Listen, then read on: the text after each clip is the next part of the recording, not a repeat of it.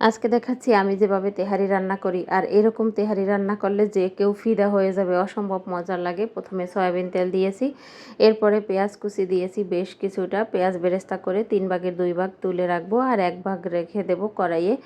এরপরে আমি দিয়ে দিচ্ছি কতগুলো গরম মশলা, যেমন দারচিনি, এলাচ, তেজপাতা, লবঙ্গ, যা যা ঘরে থাকে সেগুলো দিয়ে দিবেন। তারপরে দিয়ে দিচ্ছি গরুর মাংস।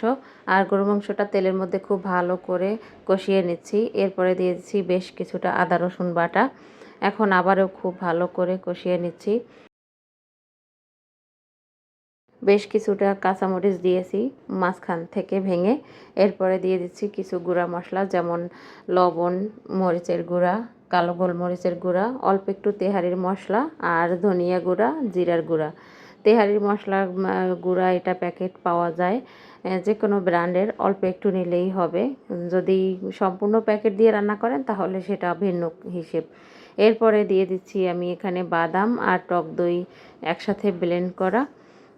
তারপরে এখন খুব ভালো করে মাংসটা কষিয়ে নিচ্ছি। আর তেহারিতে খুব কম মশলাই ভালো লাগে। এরপর গরম পানি দিয়ে মাংসটা সিদ্ধ করে নিচ্ছি।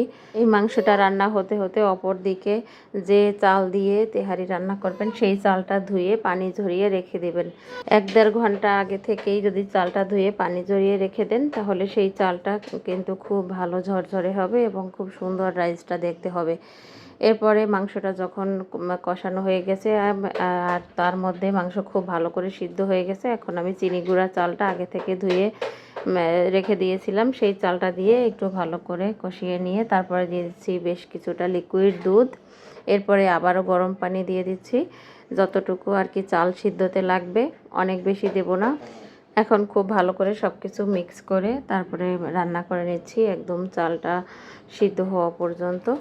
চিনি গুঁড়া চাল দিয়ে যখন তেহারি বা বিরিয়ানি রান্না করবেন তখন বিশেষভাবে খেয়াল রাখতে হবে চুলার জালটা একবারে খুব হাই ফ্লেমে দিলে তাহলে কিন্তু খুব তাড়াতাড়ি পানিটা টেনে যাবে আর চালটা সিদ্ধ হবে না আর তলায় খুব তাড়াতাড়ি করে লেগে যাবে।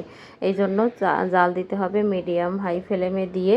যখনই চালটা সমান সমান পানি হয়ে যাবে তখনই একটা নিচে তাওয়া দিয়ে তারপরে রাইসটা দমে দিবেন। আর দমে দেওয়ার আগে আমি ঘি দিয়েছি, ঘি দিয়ে খুব ভালো করে সেট করে তারপরে দমে রাখছি প্রায় 25-30 মিনিটের মতো।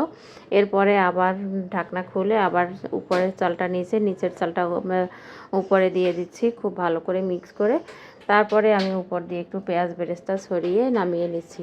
আর খুব সহজ সহজ রেসিপিগুলো যদি দেখতে চান তাহলে আমার পাশে থাকবেন, আমার চ্যানেল সাবস্ক্রাইব করবেন। আমি সব সময় সবার জন্য খুব সহজ রান্নাগুলো দেখানোর চেষ্টা করি, যেগুলো আমি ঘরে রেগুলারলি করি। যারা সব সময় আমার রেসিপিগুলো দেখেন তাদেরকে অনেক অনেক ধন্যবাদ। সব সময় এভাবে আমার পাশে থাকবেন, রেগুলারলি ভিডিওগুলো দেওয়ার চেষ্টা করব। আল্লাহ হাফেজ।